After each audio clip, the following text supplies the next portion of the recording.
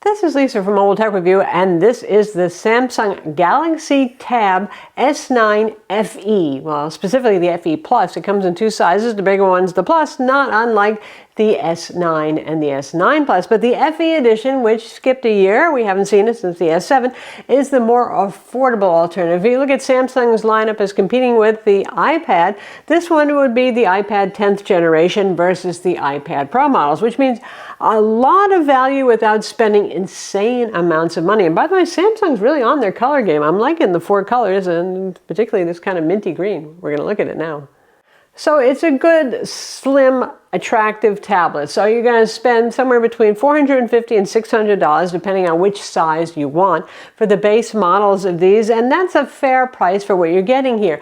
It might not have OLED like the standard S9 series big screen plus model, but it's a very good IPS display. And the resolution is only just a little bit lower than you would get in the regular S9. So swing, that's nice. And take that iPad as ever, the S Pen is included, magnetically attaches on the back, the usual excellent Wacom EMR with tilt and pressure sensitivity, lovely experience. So even though this is priced the same as the iPad 10th generation, you got to factor in the cost of a pencil, which is included with this. So this has a 90 Hertz IPS display. The smaller model is, or the standard size model, is 10.9 inches. The larger one is 12.4 inches. Yes, mirroring the sizes of the standard S9 series. And that means accessories are interchangeable. Like the keyboard cover that we have here also is compatible with the standard S9 Plus. Likewise, the keyboard cover and all the other accessories, and of course wireless things like the new Buds FE that you can see here, compatible. And the user interface on this is very consistent. It's just, if you have a Samsung phone, it's going to be very familiar. It's the same Samsung wearable manager they're used to seeing on the phones, which gets to the point, you know, there's a couple of different Android tablets out there. Okay, not a lot in the United States, to be honest, that are reasonably high quality. And if you're going to be picking one versus the other, if you're already in Team Samsung and you have a bunch of other Samsung accessories, buds and all that sort of thing, I can see where you would gravitate towards this. Also, the software is, as always, very good. One UI 5.1 on here. Sadly, still Android 13, and in coming weeks, we should see Android 14, but it's a little weird at this point that it's shipping with Android 13. Happily, you do get 4 major OS upgrades and 5 years of security software updates, but I feel like we kind of got robbed for that first software major OS upgrade version because we're just going to be going to 14 pretty soon after getting it. Typically, it takes a couple more weeks after the standard S9 series, the higher end series, gets the updates before we see it trickle down to the more affordable model. Other competitors would be the OnePlus Pad, which is kind of sized in between the two FE models, and it's worth a look. I would say, again, Samsung software, their multitasking, their application launcher bar are some things that are more mature and attractive, perhaps, than what OnePlus is doing at this point, because they're new to tablets. Likewise, there's also the Google Pixel tablet, which is priced at about $500, and that one is also trying to double as a Google Home. So the appeal of that is slightly different. Also, it's pure, clean Android, so to speak, you know, as Google Pixel products tend to be. So the software experience is going to be a bit different on that as well. Again, Team Samsung here kind of for the win for all the features you might want to see in terms of software. When it comes to performance, we have the Exynos 1380. I know enthusiasts are always like, oh no, Exynos, I want me a Qualcomm Snapdragon.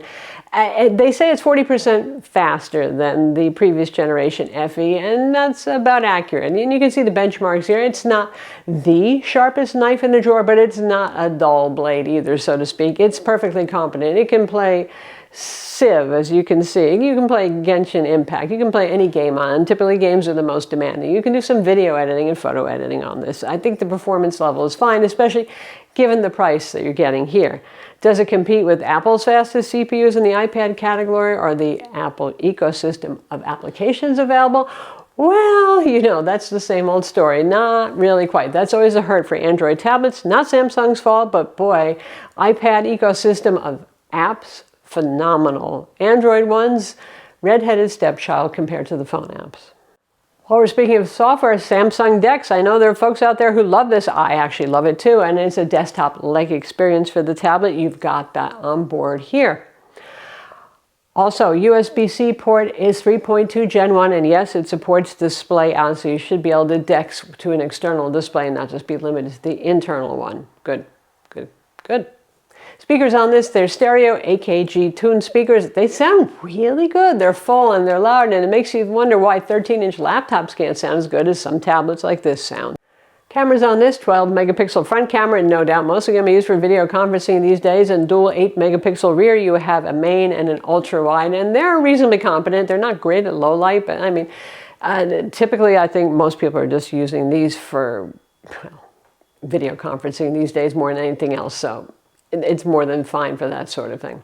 Something unusual for a tablet is this is IP68, water resistant and dust resistant. You don't see that every day. I mean, if you're going to take a bath with your tablet, I guess you can feel assured that it'll be okay, it'll be safe.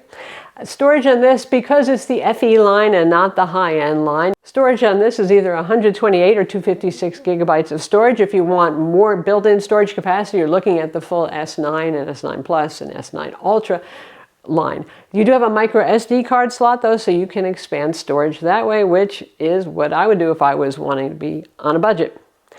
RAM with this, it depends on which configuration, which size model you go with. For the Plus that we have, you can get it with 8 gigs of RAM. That comes with the 828 gigs, or you get 12 gigs of RAM if you go with the 256 gigabytes of storage. So that's good. I'm not worried about that being anything less than fairly future-proof for the next couple of years.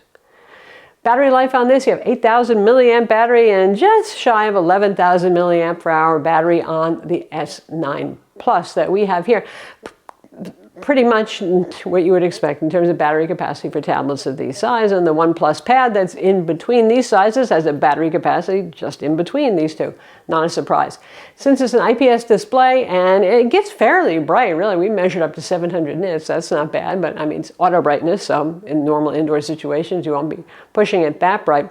Battery life is good on this. It really depends what you do with the tablet. If you're going to be playing games, it's going to be shorter. If you just pick it up every once in a while to read social media and the news and stream a video, it's going to be days long. So you get the idea there. It's fine, the battery life on this. Clearly, given that it's a Samsung tablet, yeah, it's great for multimedia. The screen is nice enough looking that it's very enjoyable if you're going to get this to watch movies and all that sort of thing, but it's good for productivity too. Their keyboard cases are pretty good actually, so if you want to turn this into a office machine on the go, you've got that going for it. So you've heard about the OnePlus Pad in comparison to this, and the Pixel tablet to a certain extent too. You know what, and even the iPad, though, you know, I think people are either team iPad or team Android tablet. And I know some of you switch hit and mix and match, and I'd be interested to know in the comments how many of you are cross-shopping this versus an iPad, so I know what to focus on for future reviews. But anyway, the most standout competitor to this is actually in-house. It's Samsung's own last generation Tab S8 and S8 Plus, and those currently are discounted because we're up to the S9s being the most current available, and you can get them for about the same price. And I would say, particularly for the larger, the Plus size, the 12.4 inch, I would lean toward getting an S8 Plus if you can find it available for the same price, because you're getting a Snapdragon processor, sorry Samsung, but Snapdragon 8 Gen 1, which is, you know, a good, strong performer, a little faster than this, and also you're getting an OLED display and a faster refresh, so that's definitely worth considering instead. I'm Lisa from Mobile Tech Review. Be sure to subscribe to our YouTube channel for more cool tech videos, and thumbs up if you like this vid.